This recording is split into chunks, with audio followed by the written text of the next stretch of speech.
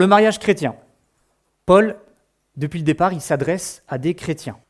Ce soir, il faut vraiment le voir de cette façon-là, c'est le mariage centré sur le Seigneur. On ne peut pas appliquer ce passage à des personnes qui ne connaissent pas le Seigneur. Ce passage, il est pour des chrétiens. Et donc, on va voir ensemble ce que les époux peuvent mettre en place pour que le mariage, leur mariage, fonctionne le mieux possible. Un mariage sans difficulté, ça n'existe pas. On n'est pas là à décrire un mariage parfait, mais on va voir ensemble la vision du mariage chrétien au travers de ce que Paul a reçu du Seigneur. Et donc, pour commencer, déjà, on peut dire que le mariage chrétien, c'est un mariage qui est en lien, qui ressemble, qui doit aspirer à cette relation entre Christ et l'Église.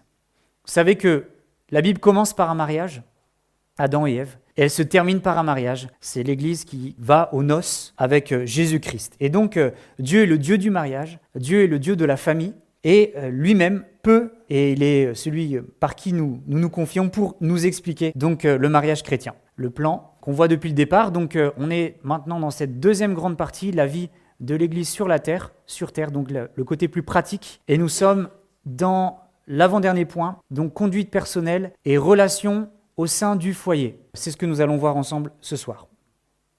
On est dans cette deuxième grande partie et donc on va parler du mariage. Nous lisons ensemble de suite Éphésiens chapitre 5, les versets 22 à 33. Alors je lis avec vous Éphésiens 5, verset 22. « Femmes, soyez soumises à vos maris comme au Seigneur. Car le mari est le chef de la femme, comme Christ est le chef de l'Église, qui est son corps, et dont il est le sauveur. Or, de même que l'Église est soumise à Christ, les femmes aussi doivent l'être à leur mari en toutes choses. Marie, aimez vos femmes, comme Christ a aimé l'Église, et s'est livré lui-même pour elle, afin de la sanctifier par la parole, après l'avoir purifiée par le baptême d'eau, afin de faire paraître devant lui cette Église glorieuse, sans tache, ni ride, ni rien de semblable, mais sainte et irrépréhensible. C'est ainsi que les maris doivent aimer leurs femmes comme leur propre corps. Celui qui aime sa femme s'aime lui-même. Car jamais personne n'a haï sa propre chair, mais il la nourrit et en prend soin, comme Christ le fait pour l'Église. Parce que nous sommes membres de son corps, c'est pourquoi l'homme quittera son père et sa mère et s'attachera à sa femme, et les deux deviendront une seule chair. Ce mystère est grand. Je dis cela par rapport à Christ et à l'Église. Du reste, que chacun de vous aime sa femme comme lui-même et que la femme respecte son mari. Amen.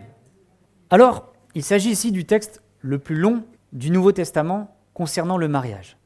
Beaucoup de choses que Paul nous apprend, que Paul nous montre ici, et on va voir ce passage au travers de deux axes. Le premier, c'est une exhortation déjà aux épouses.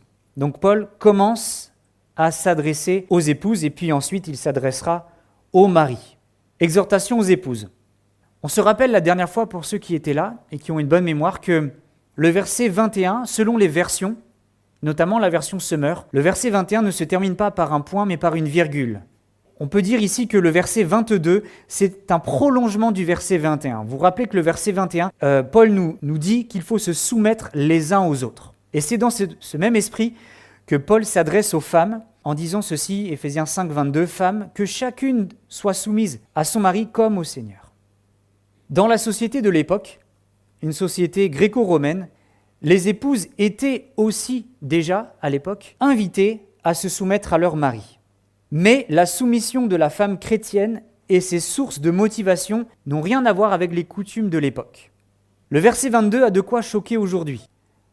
Que la femme soit soumise, que la femme se soumette. C'est un verset qui peut être choquant aujourd'hui, surtout quand on est dans une génération où la place de la femme est remise en question. On a le courant du féminisme qui est là et qui veut que la femme soit libre, qui veut que la femme ne se soumette pas, que la femme soit vraiment indépendante de l'homme. Ici, donc, on va voir exactement ce que ça veut dire. La soumission, ce n'est pas déjà, premièrement, être méprisée. Quand Paul dit que la femme soit soumise, ce n'est pas qu'elle soit méprisée, ce n'est pas qu'elle soit exploitée, ce n'est pas qu'elle soit maltraitée. Au contraire, Paul ici a quelque chose d'autre à l'esprit lorsqu'il dit que la femme doit se soumettre. Pour Paul, la soumission, c'est reconnaître et accepter l'ordre que Dieu a établi. Vous savez que nous sommes égaux devant le Seigneur, hommes et femmes. Nous sommes sur un même pied d'égalité, mais le Seigneur nous dit que l'homme et la femme sont différents. Et il suffit de se marier pour voir que nous sommes complètement différents et que chacun a reçu quelque chose de la part de Dieu, chacun a une mission reçue de la part de Dieu qui n'est pas la même. L'homme n'est pas appelé à la même chose que la femme dans le couple chrétien. Et donc se soumettre à son mari, c'est une soumission volontaire. C'est pas l'homme qui rabaisse sa femme, c'est la femme qui se soumet, et quand elle se soumet, elle n'est en rien inférieure à lui. C'est ça le problème dans notre société, c'est lorsque on dit ce mot de soumission, on a l'impression que c'est rabaisser la personne. Pas du tout. Se soumettre à son mari, ici, c'est reconnaître et encourager le leadership, la tâche, la mission que l'homme a reçue de la part de Dieu. Je répète pour que ce soit clair, se soumettre à son mari, c'est reconnaître et encourager la responsabilité que Dieu a confiée au mari. Donc, depuis le départ, il n'est pas bon que l'homme soit seul, et Dieu a créé Ève pour qu'elle soit une aide semblable à son mari, une aide. Et c'est le même ordre créationnel que nous retrouvons aujourd'hui lorsque une femme chrétienne se marie avec un homme chrétien. Son but, c'est d'être une aide dans la mission que Dieu a confiée à l'homme, au mari. On va le voir ensemble dans le deuxième point, quelle est la mission que Dieu a confiée, mais là on s'intéresse premièrement au rôle de l'épouse. C'est important de regarder le passage dans son ensemble. Trop souvent, nous prenons des versets et nous les retirons du contexte. Et c'est vrai que ce verset hors contexte peut nous amener à beaucoup de questions. « Femmes, soyez soumises à vos maris, comme au Seigneur. » Mais on va le voir dans son ensemble, on va voir les versets 22 à 24, déjà pour bien mettre les choses en place. Donc ce qui fait la différence avec la société de l'époque, c'est que l'épouse est soumise à son mari comme au Seigneur. Ou, selon d'autres versions, par égard pour le Seigneur. Autrement dit, la relation de l'épouse chrétienne s'inscrit dans le cadre de sa relation avec Dieu.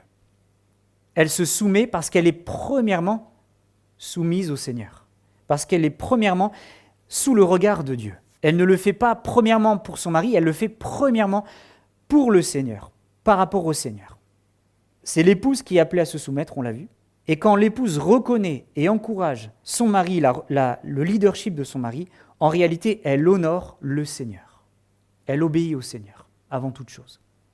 Verset 23, « Car le mari est le chef de la femme, comme Christ est le chef de l'Église, qui est son corps et dont il est le sauveur. » Le chef, dans le grec, c'est la tête. Il faut vraiment avoir en tête la relation que l'épouse a avec son mari et que le mari a avec sa femme, ça doit être la même que Christ avec son Église et que l'Église avec Christ. Vous voyez par exemple le chef de la femme, Jésus est le chef de l'Église. Jésus n'écrase pas son Église. Jésus a des bons sentiments envers son Église. Il aime son Église. Il en prend soin et c'est la même chose avec nous. Donc il y a cette relation qui est faite. Tout comme Christ est la tête de l'Église, le mari est la tête de l'épouse. Cette déclaration peut générer des malentendus et même parfois de l'abus si on comprend mal ce verset. En effet, Paul amène un complément, il dit « dont il est le sauveur ». Dont il est le sauveur. Donc Christ, c'est la tête de l'Église, mais c'est aussi le sauveur de l'Église. Et il s'est offert lui-même pour le bien de son peuple. Et c'est comme cela qu'il a exercé et qu'il exerce encore son autorité sur son Église. Ce n'est pas avec de la pression, ce n'est pas avec de l'abus, ce n'est pas avec des choses mauvaises, mais au contraire, Christ règne sur son Église, il est la tête de l'Église, parce qu'il veut le bien de son Église. Et donc le mari n'est pas le sauveur de son épouse, c'est le Seigneur Jésus, mais il doit tout faire pour le bien de cette dernière. Donc ce n'est pas un rapport de force entre le mari et l'épouse. Ce n'est pas le mari qui écrase et la femme qui s'écrase, au contraire, la femme se soumet et le mari est là pour son bien, et donc les choses se font dans ce sens-là. C'est Christ qui définit la responsabilité de l'homme. Donc, cela ferme la porte à toute forme d'abus. La femme n'est pas un objet. La femme n'est pas la propriété exclusive de l'homme, où l'homme fait ce qu'il veut. Non, la femme est égale aux yeux du Seigneur par rapport à l'homme. Elle a des responsabilités différentes, mais elle est définie par le Seigneur et elle a l'amour de son mari, et cela enlève toute forme d'abus, et nous le savons, nous devons le dénoncer aussi. Lorsque dans des foyers il y a cet abus qui est fait, eh bien ce n'est pas biblique, et ce n'est pas bon du tout, d'ailleurs, toute forme d'abus dans une famille ou même dans un couple. Nous savons que le Seigneur nous a créés et que nous devons à notre mari, c'est un verset dans la Bible, et la femme se doit à son mari, le mari se doit à sa femme. Chacun garde aussi sa liberté, et on ne devient pas un objet entre les mains de l'autre, mais on est complémentaires, on s'aime et on se soumet les uns aux autres. Verset 24, « Or, de même que l'Église est soumise à Christ, les femmes aussi doivent l'être à leur mari en toutes choses. » En toutes choses, c'est aussi dans une autre version, en toutes circonstances. Donc, c'est dans l'ensemble de notre vie, l'amour se manifeste dans tout son champ d'application. On n'aime pas juste en partie, on n'aime pas juste une partie de notre épouse, on n'aime pas juste une partie de ce qu'elle est, mais on l'aime en entier. Pour résumer tout ça, ce premier point, ce qui est surprenant ici, c'est que ce n'est pas l'exhortation à la soumission qui est important, mais c'est la source de motivation. On va donner des détails tout à l'heure, on va rentrer dans des choses concrètes aussi, mais là, premièrement, on décortique un petit peu ces versets-là. Deuxième point, c'est l'exhortation, cette fois-ci, au mari. Avez-vous remarqué qu'elle est plus longue que celle pour les femmes? On a peut-être plus de travail encore. Allez, je vais vous faire participer le verset 25, si quelqu'un veut bien lire, s'il vous plaît. Éphésiens 5, 25. Marie, aimez votre femme comme Christ a aimé l'Église. Marie, aimez vos femmes ou votre femme. C'est vrai qu'on n'a qu'une femme, hein. On n'est pas dans la polygamie, et c'est important de le rappeler. Donc Marie, aimez votre femme comme Christ a aimé l'Église et s'est livré lui-même pour elle. Donc, la responsabilité du mari, c'est tout d'abord et surtout l'amour. Aimer. Mais pas un amour comme dans ce monde, où on aime quand ça nous arrange, on aime sans trop se donner, on aime... non, l'amour de Dieu, c'est l'amour qui se sacrifie à l'image de ce que Christ a fait pour l'Église. Christ a donné sa vie pour l'Église. Christ, littéralement, a mis de côté ses intérêts pour son Église. Et donc, Paul, ici, n'invite pas le mari à écraser, à dominer sa femme, mais à l'aimer. Le verbe aimer apparaît à 6 reprises dans les versets de ce soir. Et qu'est-ce qui caractérise cet amour? C'est le sacrifice de soi-même. Les hommes, les maris, on se sacrifie. On aime et on se sacrifie. Et nous sommes appelés à être comme Jésus, à être des leaders responsables, serviteurs. Leader, serviteur, c'est un conducteur qui se donne pour son épouse et qui vise le bien de l'autre sur la base de l'exemple de Christ. Si vous voulez vraiment être un bon mari, les frères, nous devons ressembler à Jésus. C'est le modèle que nous avons, c'est le modèle par excellence. Le verset 26, « Afin de la sanctifier en la purifiant et en la lavant par l'eau de la parole. » Ça, c'est un verset qui est aussi important. Christ s'est donné, Christ s'est livré, et Christ veut maintenant rendre l'Église belle et la rendre digne de se tenir devant Dieu. Son objectif, c'est celui-ci, et Christ le fait en lavant son Église par la parole. Ici, la parole de Dieu a un effet purificateur, un effet qui lave. Christ lave son Église, lave les péchés de son Église par la parole de Dieu. Dans l'Ancien Testament, nous avons vu que Dieu prenait soin de son peuple, du peuple d'Israël. Et notamment, il y a un passage dans Ézéchiel 16 qui nous dit qu'il va la baigner et il va la revêtir d'habits et d'ornements magnifiques. Et c'est une préfiguration de ce que Christ fait aujourd'hui pour son Église. Il la lave, il la purifie, il la sanctifie afin de la rendre belle, sans tache, sans ride, au jour du retour de Christ. On va voir concrètement ce que ça veut dire aussi. On est toujours un petit peu dans la généralité de ce passage. Verset 27, pour faire paraître devant lui donc cette Église glorieuse, sans tache, ni ride, ni rien de semblable, mais sainte et irréprochable. Voici l'objectif de Christ pour l'Église, c'est la préparer pour le mariage qui aura lieu lorsqu'il reviendra. Et donc Paul compare l'Église à une jeune femme, c'est votre femme, glorieuse, sans tache, ni ride, ni rien de semblable, resplendissante, dont la beauté est parfaite sur le plan physique, moral et spirituel. Et là, les femmes, normalement, vous dites Amen. En tout cas, c'est l'objectif. C'est l'objectif du Seigneur, c'est de rendre son Église comme cela. Et c'est aussi notre but, on va le voir, c'est que le mari doit aussi rendre sa femme à cette image-là. Donc, qu'est-ce qui se dégage pour le mari dans les versets 26 et 27 ? Le mari s'engage à tout faire pour le bien de son épouse, en particulier pour sa santé spirituelle. Et là, je parle pour moi parce que je suis marié, mais là, les frères, les hommes qui sont là, ou les futurs époux aussi, eh bien, votre mission, c'est aussi de viser la santé spirituelle de votre épouse. C'est de la conduire, c'est de l'aider, c'est d'être un soutien, c'est peut-être de répondre à des questions, c'est de pouvoir regarder aussi, non pas seulement à l'aspect physique, et bien sûr que lorsqu'on se marie, on a une attirance pour notre épouse, mais on le sait tous, que le physique, il n'ira pas toujours en s'améliorant. Pour nous aussi, on vieillit tous.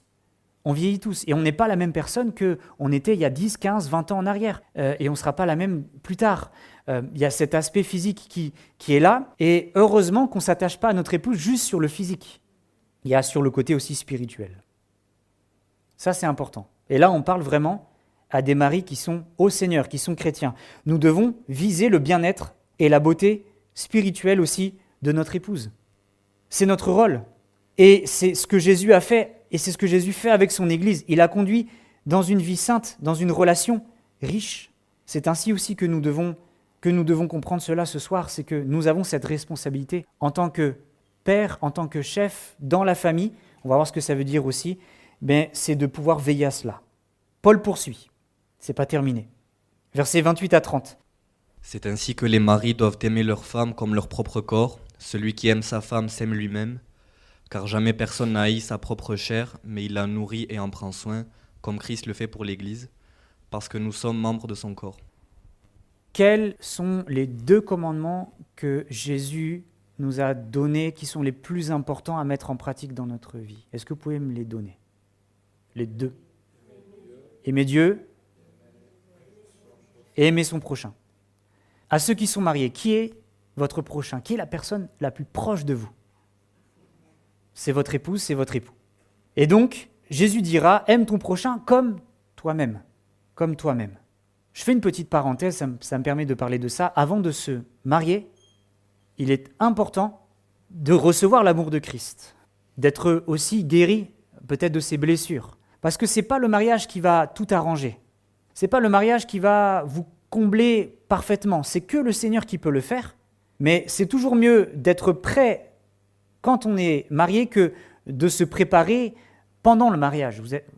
Vous comprenez ce que je dis ? C'est important. Et ça, donc, vous qui êtes peut-être célibataire ce soir, bénissez le Seigneur pour ce temps où vous vous préparez, où vous demandez au Seigneur de vous transformer. Et ça continue bien sûr au mariage, mais que le Seigneur puisse vous aider à notamment aussi aimer votre prochain comme vous-même. Ça veut dire, je sais qui je suis. Je sais ce que le Seigneur a fait pour moi. Je sais que je suis aimé de Dieu. Je sais que le Seigneur m'aime et cet amour que je reçois, je peux aussi le manifester. Le prochain, c'est donc le plus proche de nous. Et bien sûr, c'est notre époux, notre épouse. D'ailleurs, c'est la personne la plus proche parce que nous ne formons plus qu'une seule chair. Mari et femme, devant le Seigneur, ne forment qu'un.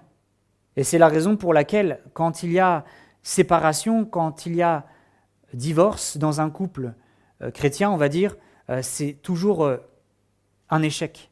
C'est toujours une déception, puisque le plan du Seigneur, c'est qu'on ne forme qu'un jusqu'à ce que la mort nous sépare. Jusqu'à ce que la mort nous sépare. C'est important de le redire ce soir. Plus précisément, donc, l'époux nourrit, entoure son épouse, comme Christ le fait pour l'Église. Et quand Christ prend soin de l'Église, c'est aussi de son propre corps qu'il s'en occupe, puisqu'il est la tête. Il prend soin de son corps. Et nous aussi, quand nous prenons soin de notre épouse, c'est comme si nous prenons soin de nous-mêmes, puisque nous ne formons qu'une seule chair. Si mon épouse est épanouie, c'est aussi moi qui vais en profiter. si mon épouse est heureuse, si mon épouse se sent aimée, etc., c'est aussi moi-même qui en bénéficie, puisque nous ne formons qu'une seule chair. Et ça s'appuie sur le verset 31, qui lui-même s'appuie sur Genèse. C'est pourquoi l'homme quittera son père et sa mère, s'attachera à sa femme, et les deux ne deviendront qu'une seule chair. Ça, c'est Genèse 2, 24. Adam et Ève sont devenus une seule chair, et Christ et l'Église ne forment qu'un seul corps. Nous sommes avec Christ, Christ est en nous, et c'est cette belle image que Dieu nous donne ici. Je m'arrête un petit peu sur ça. L'homme quittera son père et sa mère. Ça veut dire quoi? Ça veut dire qu'on n'oublie pas nos parents. Mais ce n'est pas nos parents qui décident à notre place. Et parfois, les sources de tension dans les familles, dans les couples, c'est parce que la belle famille est parfois trop présente. On dit les choses ce soir. Et on oublie que l'homme quittera son père et sa mère. Ça ne veut pas dire qu'il renie, ça ne veut pas dire que ses parents n'existent plus, mais le foyer qu'il fonde, c'est avec sa femme, c'est avec son épouse. Il est toujours à l'écoute des conseils, il est toujours prêt à recevoir ses parents et ses beaux-parents à table, quand cela est possible, mais c'est pourquoi l'homme quittera son père et sa mère. J'ai envie de dire, l'homme quittera peut-être ses pensées, l'homme quittera les choses qu'il s'était peut-être mis en tête, et il s'attache désormais à sa femme, il s'attache désormais à son couple, il s'attache à son épouse. Amen. Verset 32, ce mystère est grand, je dis cela par rapport à Christ et à l'Église. Et donc le mystère, on se rappelle, c'est quelque chose qui a été révélé par Jésus, et c'est un mystère qui se lève ici pour les Éphésiens. Ils entendent parler du mariage chrétien, et maintenant ils le découvrent et ils doivent le mettre en pratique. Verset 33, Paul résume les exhortations. Du reste, c'est un bon résumé, verset 33, du reste que chacun de vous aime sa femme comme lui-même et que la femme respecte son mari. Les deux vont ensemble. Et quand l'un est mis en place, l'autre suit naturellement. Il y a du travail, les deux doivent travailler à cela, et c'est important de pouvoir demander au Seigneur sa grâce, puisque on le sait, on est sur la terre, on est encore dans cette nature pécheresse, bien que nous avons été lavés par le sang de Jésus, bien que nous marchons en nouveauté de vie, nous devons lutter encore contre notre nature, qui est souvent égoïste, chacun. Parfois, l'homme manque d'amour, parfois c'est la femme qui manque de respect. D'ailleurs, mari ou femme, ne descendons jamais notre épouse ou notre époux devant les autres. Ça, c'est quelque chose qui n'est pas bon, de critiquer sa femme ou de critiquer son mari devant les autres. Mais par contre, de demander l'aide, pourquoi pas aussi la prière, bien sûr. Mais voilà, tout est résumé ici. Donc Paul conclut en s'adressant à chacun. C'est la tâche de chacun. Et c'est chacun qui doit travailler. Mais ensemble aussi. Donc tout le monde est concerné. Quand il y a un problème de couple, ce n'est pas 100% la faute de la femme ou 100% la faute de l'homme. Il y a toujours une part de responsabilité des deux côtés. Et nous, notre nature égoïste fait qu'on regarde souvent ce qui ne va pas chez l'autre, mais le Seigneur nous dit que le plus important, c'est de regarder, c'est d'aller vers lui, finalement, premièrement, avant d'aller voir l'autre. C'est d'aller voir le Seigneur et de dire au Seigneur, Seigneur, montre-moi ce qui doit encore changer, change-moi encore, Seigneur. Et après cela, nous pouvons aussi aller voir l'autre, mais c'est important de réaliser que nous sommes des couples chrétiens. Et donc les choses se règlent avec le Seigneur et avec l'aide du Seigneur. Amen. Je résume avant d'aller à l'application. Donc nous construisons notre mariage sur le modèle de la relation entre Christ et l'Église. C'est ce modèle-là qui doit nous inspirer. Merci Seigneur pour les bons modèles que nous pouvons avoir dans ce monde, même dans notre propre famille. Peut-être que vous avez eu des parents aimants, des grands-parents aimants, et vous devez vous en inspirer, mais le modèle par excellence, c'est celui de Jésus par rapport à son Église. Chaque mari doit aimer sa femme comme lui-même, et cela encouragera chaque épouse à témoigner d'un profond respect à son mari qui se donne pour elle. Quand les deux sont sur la même longueur d'onde et vont dans la même direction, ils rendent alors un témoignage puissant de la relation entre Christ et l'Église. Et le mariage n'est donc pas celui que la société veut nous montrer. D'ailleurs, le mariage est bafoué dans notre génération. Il y a beaucoup de personnes qui négligent le mariage. Beaucoup de personnes qui disent « mais à quoi bon se marier ? Ça veut dire que tu vas être enchaîné, tu vas être en prison. C'est-à-dire que tu ne peux plus rencontrer d'autres personnes. » Ça, c'est une vision biaisée du mariage. Le mariage est beau avec le Seigneur. Et c'est important de le redire, de le dire dans l'église. Moi, j'ai un ami qui s'est marié cet été et il a mis du temps avant d'envisager le mariage. Pourquoi ? Parce qu'il s'était fait une image du mariage avec beaucoup d'échecs, même dans les églises. Il connaît des personnes, des jeunes qui se sont mariés, au bout d'un an, ils ont divorcé. Et lui, il s'est dit, mais à quoi bon se marier ? Si finalement, c'est pour avoir que de la souffrance, pour avoir que des choses négatives. Mais le Seigneur veut nous recentrer sur l'essentiel. Ici, le mariage, c'est quelque chose à la base qui est beau, que Dieu a voulu. C'est le plan du Seigneur. Pas pour tous, je le redis, parce que peut-être certains sont très heureux en étant seuls, en étant célibataires, et pourquoi pas ? Paul lui-même a dit lui-même qu'il aimerait que les gens soient comme lui, mais nous savons aussi que celui qui ressent le besoin de se marier, qu'il puisse demander au Seigneur de le guider dans ce choix, de l'aider et de nous aider non seulement avant, mais aussi pendant le mariage. Et quand le mariage est beau, c'est qu'il est aussi centré sur Christ. Amen. Alors, application. Nous sommes d'accord que les principes que Paul développe ici sont applicables dans le cadre de tout mariage chrétien, quelle que soit l'époque et le lieu. Ce n'est pas parce que ce passage a été écrit il y a fort longtemps qu'il n'est plus d'actualité. La parole de Dieu reste la même et la parole de Dieu transcende la dimension culturelle. Ce n'est pas parce qu'on a fait comme ça dans ma famille que je dois faire comme cela. Je dois faire selon la parole de Dieu, parce que la parole de Dieu ne change pas avec le temps. Les coutumes, oui, la façon de faire, oui, des gens, mais pas la parole du Seigneur. Cet enseignement de Paul donc s'adresse à des couples chrétiens et non pas à la société en général. Usons de sagesse quand peut-être nous choisissons de présenter le mariage à des amis non croyants. Il y a des choses qu'ils ne pourront pas comprendre. Il y a des choses qui leur paraîtront absolument absurdes. Et ce n'est pas notre but d'appliquer ce que Dieu nous demande aux autres qui ne sont pas au Seigneur. Ce ne sont pas des disciples de Jésus. Et donc faisons attention à cela, mais par contre, par notre mariage, par notre consécration, par notre vie, et avec les enfants aussi, on va le voir, il y a un témoignage qui est porté. Un beau témoignage. Quand on voit toutes ces personnes qui se disent « Waouh, ça existe encore des couples mariés au bout de 30 ans, 40 ans, 50 ans ?» C'est un beau témoignage, n'est-ce pas ? L'attitude de l'épouse s'harmonise avec l'amour de son mari. Nous devons être les premiers à combattre les abus.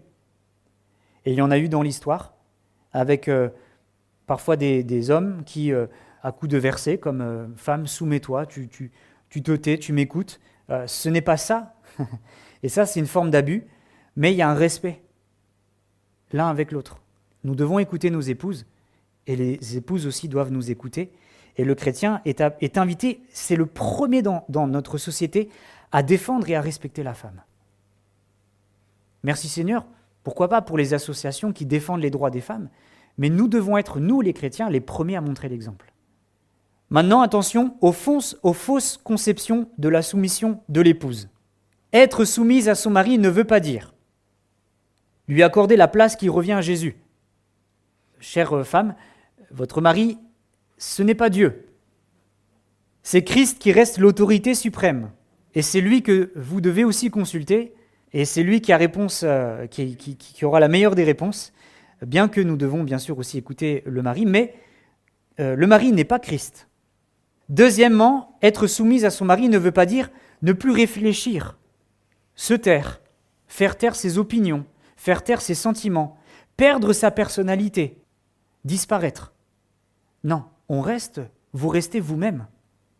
Et vous avez le droit de donner votre point de vue, vous avez le droit de donner votre opinion, mais toujours bien sûr dans le respect, sachant que le mari est celui qui a la direction. C'est à lui que Dieu, c'est devant Dieu que le mari devra aussi rendre des comptes pour son foyer.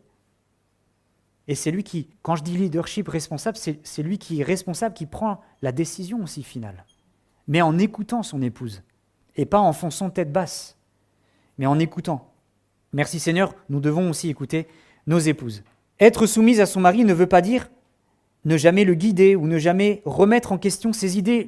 L'homme n'a pas réponse à tout et ça arrive que parfois il se trompe. N'est-ce pas ? Et donc, c'est pas parce qu'on remet en question certaines idées qu'on remet tout en question.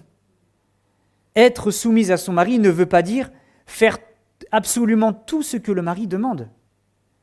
Parce que parfois ça amène à des abus. Nous devons faire attention à cela. Être soumise à son mari ne veut pas dire être moins intelligente ou compétente ou avoir moins de talent ou même moins de dons spirituels que lui. Le Seigneur donne à chacun comme il le veut. Et il faut le dire parfois, il y a des femmes plus compétentes que des hommes sur certains points. Ça peut-être, ça nous fait mal, mais nous devons le comprendre qu'on est différents et que le Seigneur, il donne aussi comme il veut. Être soumise à son mari ne veut pas dire être inférieur à son mari. Nous avons la même valeur. Alors la soumission se manifeste premièrement par une attitude et non un ensemble de comportements visibles. Ça se passe premièrement dans le cœur. Dans le cœur. Et maintenant, il faut aussi, bien sûr, ça c'est les principes généraux, comme dans la parole de Dieu, nous avons des principes, mais il y a parfois aussi, il faut regarder à chaque situation. Est-ce que le mari est croyant ou est-ce qu'il est incroyant ? Et Dieu n'exige pas la même chose. S'il est croyant, est-ce que le mari joue fidèlement son rôle de conducteur ou alors est-ce qu'il est totalement passif ? Et nous sommes dans une génération où l'homme est absent, d'une manière générale.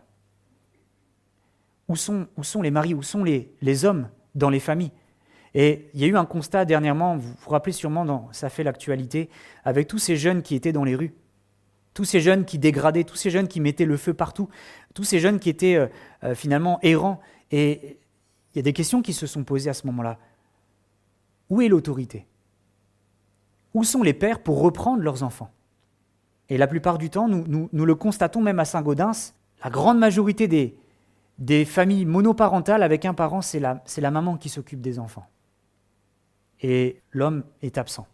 On n'est pas là pour juger, on ne connaît pas toutes les situations, mais c'est un constat qu'on peut faire. Et malheureusement, parfois, ce constat peut se faire aussi dans les églises. Est-ce que l'homme, je reprends les mots, joue son rôle de conducteur ? Ou est-ce qu'il est passif ? Il laisse tout faire, il n'intervient pas. Il est important d'être prudent, sage, et de pouvoir aussi être dans le dialogue avec son épouse. La communication est très importante. La communication, lorsqu'elle est brisée, n'est pas bonne, mais nous devons être capables de dire les choses, sans se vexer, sans accuser, mais de pouvoir se parler et de pouvoir dire les choses aussi devant le Seigneur, avec l'aide du Seigneur. Donc là, on a vu la soumission, mais pour nous les maris, qu'est-ce que ça veut dire concrètement aimer sa femme ? Comme Christ a aimé l'Église. Alors on peut se poser les questions suivantes, vous allez répondre dans votre cœur. Là les hommes, quel sacrifice ai-je consenti récemment afin de mettre en premier les intérêts de mon épouse ? Suis-je davantage préoccupé par sa beauté physique ou spirituelle ? Qu'est-ce qui est important pour moi ? Comment suis-je en train d'aider mon épouse à se préparer pour sa rencontre avec Christ ? Suis-je un exemple inspirant pour mon épouse qui lui donne envie de se consacrer encore plus au Seigneur, qui lui donne peut-être envie de lire encore plus la parole de Dieu ? Suis-je un exemple ? Suis-je un leader passif ? Est-ce que je réalise ce soir peut-être que je ne remplis pas bien mon rôle, que je laisse peut-être faire trop de choses à l'autre personne et que je me désolidarise de mon rôle ? Mais alors du coup, qu'est-ce que je peux mettre en place pour lutter contre cela ? Nous le savons, l'épouse est souvent plus sensible que le mari. Suis-je à l'écoute de mon épouse ? Est-ce que je lui donne l'occasion de pouvoir dire les choses ? Est-ce que je l'écoute ? Demandons au Seigneur de nous aider. Demandons au Seigneur de mettre en pratique ce passage que nous avons étudié. Et avant de passer directement à une autre étude, comme on le fait souvent dans l'Église, on passe tout de suite à une autre prédication. Je pense que c'est important de se poser et de demander au Seigneur son aide. Vous êtes d'accord avec moi ? On va prier ensemble, simplement. On prie tous ensemble que le Seigneur nous aide. Seigneur, merci pour cette étude. Aide-nous à la mettre en pratique. On te prie vraiment de nous aider dans notre rôle d'époux, d'épouse. Seigneur, si j'ai manqué d'amour, Seigneur, aide-moi à être plus aimant. Seigneur, si une sœur ici manque peut-être de respect ou de soumission envers son mari, je te prie de l'aider, Seigneur. Je te prie de nous aider à avoir, Seigneur, ta pensée, tes sentiments. Seigneur, on a besoin de toi. On a besoin de ta grâce. Merci parce que tu vas être avec nous, parce que tu vas nous aider. Seigneur, merci pour les défis qui sont là, mais nous savons que nous pouvons compter sur toi. Ton Saint-Esprit est en nous. Nous voulons, Seigneur, compter sur toi. Nous voulons nous appuyer sur ta parole, Seigneur. Aide-nous. Amen. Amen. Voilà, encore un peu de temps pour terminer ce soir. Et nous allons voir ensemble maintenant la relation entre enfant et père transformés par Christ. Comment est-ce que Christ va changer notre relation entre les parents et les enfants? Paul va répondre à cette question. Vous voyez, on est dans l'aspect vraiment pratique. Les enfants ont aussi leur part de responsabilité dans la marche du foyer. Ce n'est pas que le rôle des parents, c'est le rôle des enfants aussi. 2 choses. Les enfants doivent obéir à leurs parents, et les parents, et surtout les pères, ne doivent pas exaspérer leurs enfants. On va voir ce que ça veut dire. Nous lisons ensemble Éphésiens 6, versets 1 à 4. Je vais le lire. « Enfants, obéissez à vos parents, selon le Seigneur, car cela est juste. Honore ton père et ta mère, c'est le premier commandement avec une promesse. Afin que tu sois heureux, que tu vives longtemps sur la terre, et vous, pères, n'irritez pas vos enfants, mais élevez-les en les corrigeant et en les instruisant selon le Seigneur. » Premier point, exhortation aux enfants. Enfants, obéissez à vos parents selon le Seigneur, car cela est juste. Nous sommes ici dans une lettre qui est lue publiquement. Et on le sait, les premières églises n'étaient pas des églises comme on le retrouve ici ce soir. C'était souvent dans des maisons. Les maisons étaient suffisamment grandes pour recevoir du monde, et dans ces maisons-là, il y avait toutes sortes de personnes, toutes sortes de générations. Il y avait aussi des enfants, en tout cas des personnes, oui, des enfants qui sont en âge de comprendre. Et ici, Paul s'adresse directement à eux. Il dit « Enfants, obéissez à vos parents ». Alors, à l'époque, c'était déjà le cas. Les enfants devaient obéir à leur père notamment. Mais ici, Paul va élever le statut des enfants puisqu'il va considérer leur rôle. L'enfant n'est pas, comment je peux dire ça, quelqu'un qui est mis à part dans une famille. L'enfant fait partie intégrante de la famille. Et l'enfant fait partie intégrante de notre Église. J'aime à le dire, mais les enfants ne sont pas l'Église de demain. Les enfants sont l'Église d'aujourd'hui. Et les aînés ne sont pas l'Église d'hier. Ils sont aussi l'Église d'aujourd'hui. Donc les enfants étaient présents et ils entendent cela. Qu'est-ce que ça veut dire? Eh bien, les enfants doivent obéir. Alors, ce n'est pas une obéissance mécanique, sans réflexion, mais quand ils sont en âge de comprendre les vérités de la parole de Dieu et la personne de Jésus, eh bien, les enfants doivent maintenant faire le lien entre obéissance à leurs parents et la relation qu'ils ont avec Jésus, puisqu'il est écrit « selon le Seigneur ». Donc, ils obéissent aux parents parce qu'ils obéissent à Jésus. Christ est la source de motivation des enfants pour leur obéissance. Ce n'est pas pour avoir des bonbons, ce n'est pas pour pas que les parents se fâchent qu'ils obéissent, qu'ils doivent obéir, mais c'est parce qu'ils veulent plaire à Dieu. Donc vous voyez, ça ne s'adresse pas à des enfants qui sont vraiment bébés, mais ça s'adresse à des enfants qui ont l'âge de comprendre. Et Christ est également celui qui rend cette obéissance possible. Sans lui, les enfants ne peuvent pas y arriver. Et les parents, priez pour ça, priez pour que vos enfants puissent obéir, mais qu'ils puissent surtout obéir avec l'aide du Seigneur. Parce qu'on a tous été enfants. On n'a pas tous obéi parfaitement à nos parents. Et la nature humaine est comme cela. Vous voyez, comment on peut prouver qu'un homme est pécheur? Même quand il est enfant, il désobéit. Qui a appris à un enfant de désobéir? C'est en lui. Dans ce verset premier, Paul dit que cela est juste.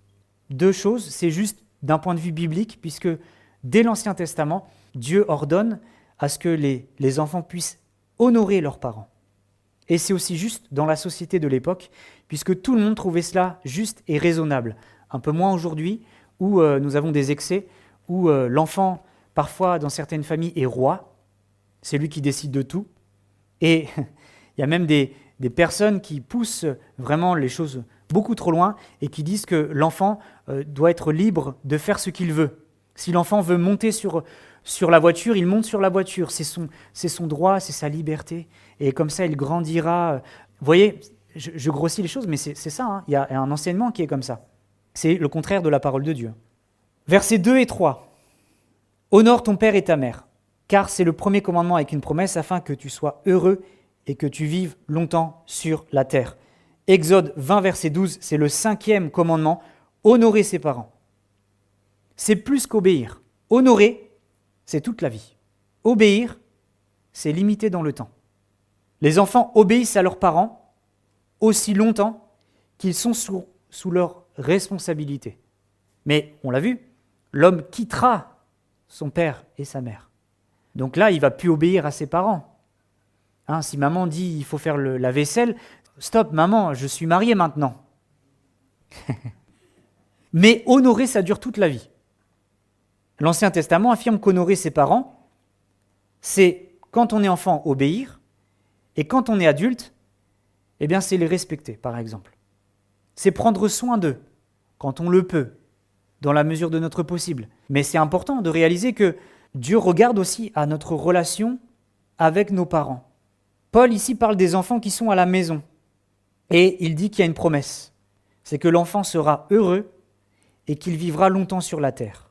C'est une promesse qui existait déjà avec le peuple d'Israël, où il est écrit que dans Exode 20, donc afin de jouir d'une longue vie dans le pays que l'Éternel ton Dieu te donne. Et Paul généralise cette promesse. Il ne s'adresse pas aux Juifs qui doivent rentrer dans la terre promise, car ce n'est pas l'actualité pour les chrétiens. Notre terre promise n'est pas sur la terre, mais au ciel, vous êtes d'accord avec moi? Et au lieu de parler d'une longue vie dans le pays promis, eh bien Paul parle d'une longue vie sur la terre. Qu'est-ce que ça veut dire? Eh bien, c'est une promesse qui est là.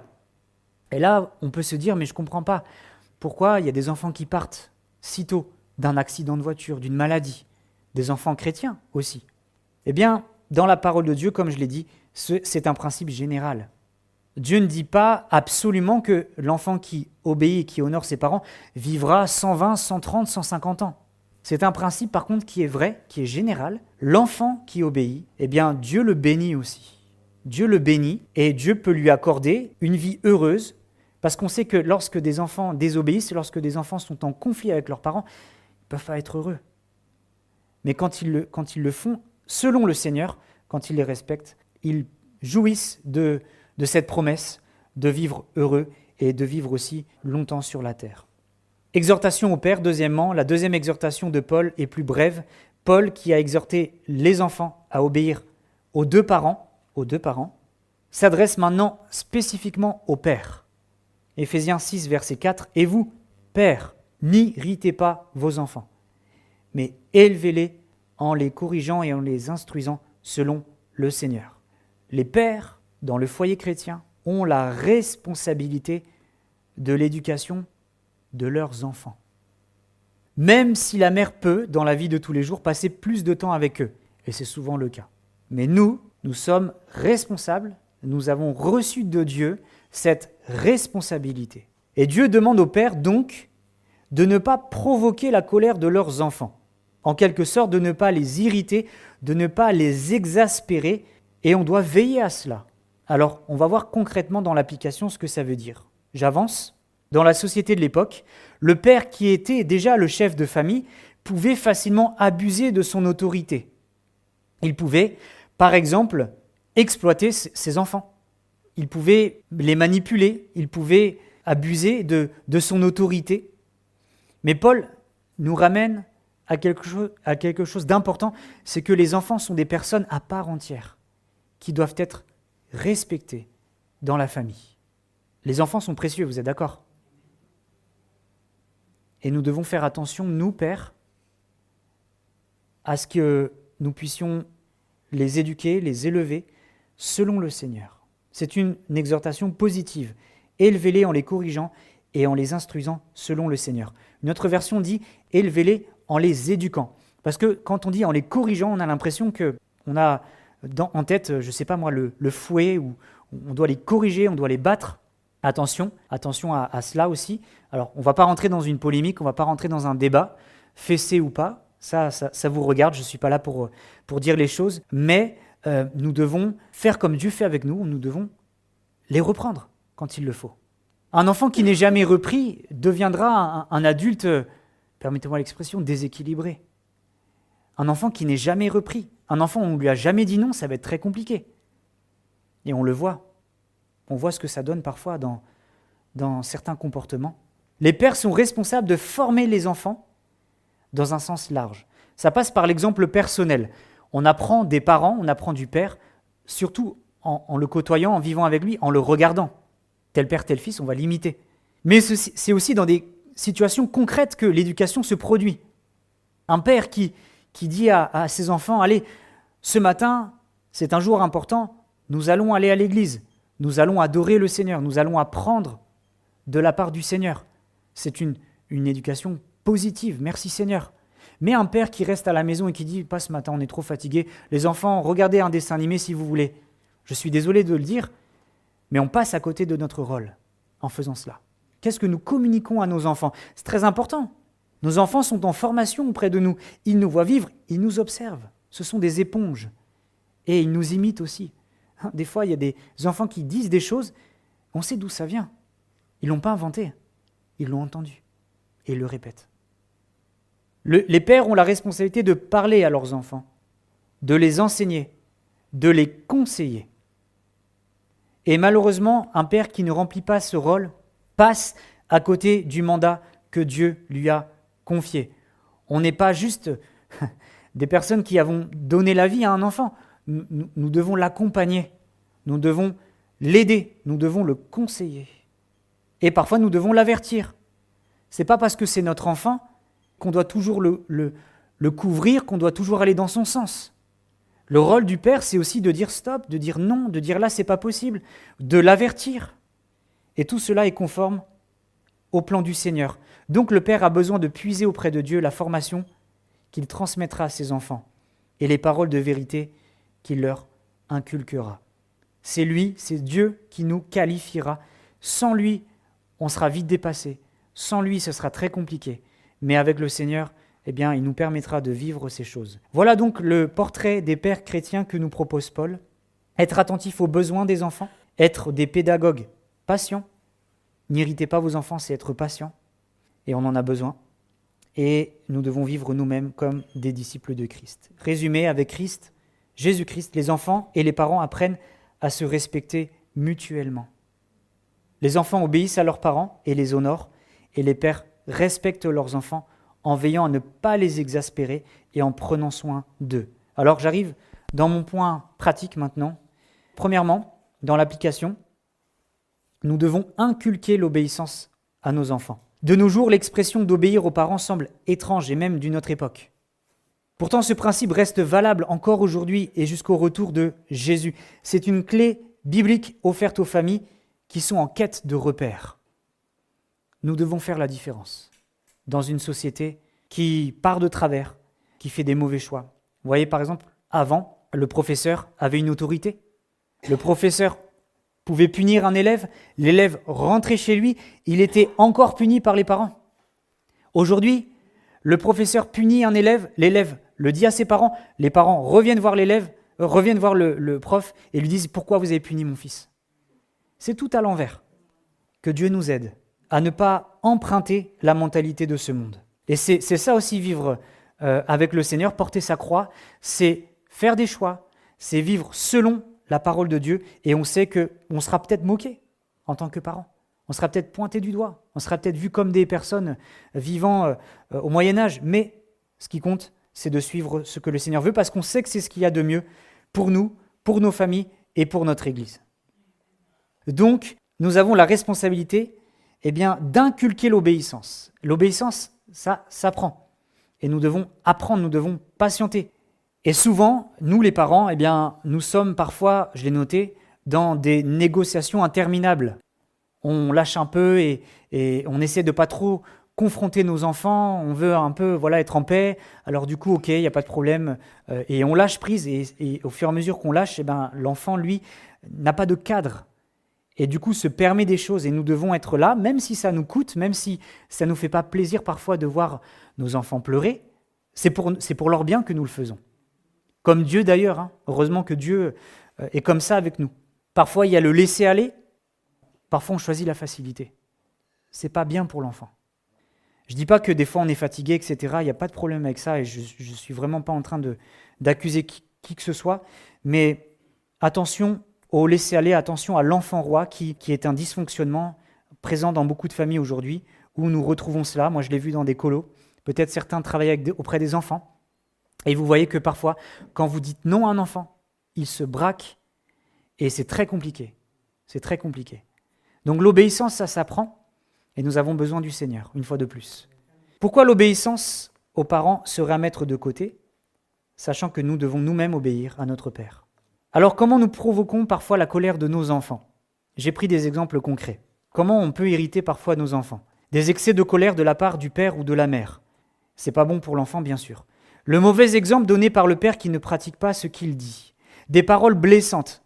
Ça nous arrive parfois d'avoir des paroles blessantes. Et je pense que ce qui peut marquer profondément un enfant, c'est lorsqu'on lui dit, on doit travailler sur ça, lorsqu'on lui demande pardon. Ce n'est pas une honte de demander pardon à ses enfants.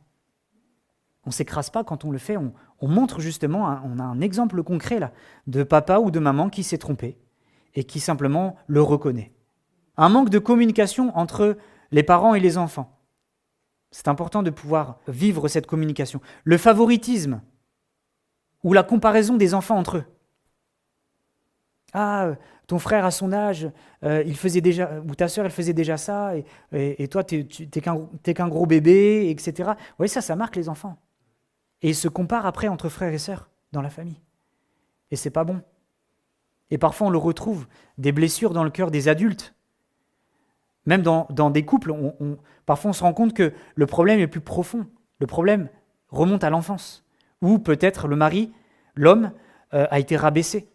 Et du coup, lui, il rabaisse son prochain. Ou d'autres choses encore. Le manque de temps et d'attention consacrée aux enfants, on le sait parfois, où les gens privilégient leur travail, privilégient leur carrière et délaissent complètement leurs enfants. Une discipline excessive où on a été trop dur. Et moi, j'ai un ami qui a souffert de ça. Moi, je n'ai pas connu ça, mais il a connu les punitions qui l'ont marqué et qui le marquent encore aujourd'hui, des punitions dures. Donc faisons attention et demandons au Seigneur de nous aider de la manière dont on punit aussi. L'orgueil qui ne reconnaît pas ses propres torts, on l'a vu, un manque de grâce et de joie dans le foyer. Des fois, il faut faire grâce aussi. Il faut montrer c'est quoi la grâce. Ça ne veut pas dire le laxisme, mais c'est montrer des choses comme ça, concrètes. L'humiliation de l'enfant sous toutes ses formes. Un manque de sensibilité aux besoins de l'enfant. Des attentes trop élevées. Nos enfants sont en construction, ne sont pas des adultes encore. Et on doit aussi être vigilant par rapport à ça. Un manque d'encouragement régulier ou de paroles valorisantes. Des promesses non tenues. Ça, les enfants, ils le retiennent. Tu avais promis ça, papa, maman. Et ah oui, mince. Finalement, beaucoup de situations peuvent exaspérer les enfants. Que Dieu nous aide, que Dieu nous porte secours. Et enfin, je termine. Dernier point. Dans beaucoup de familles aujourd'hui, ce sont les mamans qui assurent l'éducation et l'instruction des enfants. La participation des mères est une très bonne chose et leur apport est indispensable. Pourtant, Paul parle directement des pères comme ayant la responsabilité d'exercer leur leadership dans ces domaines. Il donne l'orientation. Quand un père est impliqué, les enfants sont les premiers bénéficiaires. Ce n'est pas pour rien que Dieu nous a donné ces passages. C'est pour nous montrer l'importance du père. De nombreuses études le montrent, mais surtout l'Écriture le promet. L'implication des pères, l'implication des hommes. Et si peut-être dans un foyer, le papa est décédé, le papa est parti, l'enfant doit aussi avoir un modèle peut-être dans la famille. Ça peut être un grand-père, ça peut être quelqu'un de confiance. Et nous avons besoin de cela. Mais nous avons surtout besoin de Christ. Lui seul peut changer l'attitude des enfants et des pères. Et il n'y a rien de désespéré avec le Seigneur. Il est celui qui peut nous aider encore aujourd'hui. Même si on a fait des erreurs, même si peut-être on n'a pas été parfait, même si peut-être on n'a pas reçu un bon exemple, nous pouvons repartir à zéro avec le Seigneur. On a un Dieu de grâce. Amen. Amen. On peut compter sur lui. On peut nous attendre à sa puissance et nous pouvons voir des changements concrets dans nos foyers, dans notre Église, dans notre génération. C'est possible. C'est possible. Voilà, je termine avec quelque chose de positif. Mais c'est ça, le Seigneur, il nous dit les choses, mais il nous dit qu'il est aussi avec nous. Merci Seigneur. Tu n'es pas un mauvais père, tu n'es pas une mauvaise mère, tu es en construction, j'ai besoin d'apprendre. Et le Seigneur, il attend juste une chose, c'est qu'on puisse compter sur lui, c'est qu'on puisse dire « Seigneur, j'ai besoin de toi ». Dans mon rôle de père, dans mon rôle d'enfant même, dans mon rôle de mari, dans mon rôle d'épouse, nous avons besoin de compter sur le Seigneur. Et quand on compte sur le Seigneur, on voit des changements dans notre vie. On voit des choses concrètes, on voit des enfants qui obéissent, on voit de l'amour qui est retrouvé peut-être dans un foyer. On voit toutes sortes de choses qui sont produites parce que le Seigneur est à l'œuvre. La prochaine fois, nous verrons donc l'attitude du chrétien, cette fois-ci dans ses rapports, dans son travail. Et nous verrons aussi Dieu voulant, le combat spirituel avec l'apôtre Paul. Vous voyez, on arrive vers la fin de la lettre aux Éphésiens. Merci Seigneur, on arrive sur la fin et on a vu beaucoup de choses ce soir. Donc je vous propose de pouvoir demander au Seigneur de vous aider, de nous aider, de pouvoir le mettre en pratique, de relire aussi ces passages à la maison, de les méditer et de demander au Seigneur sa grâce, son aide, son soutien.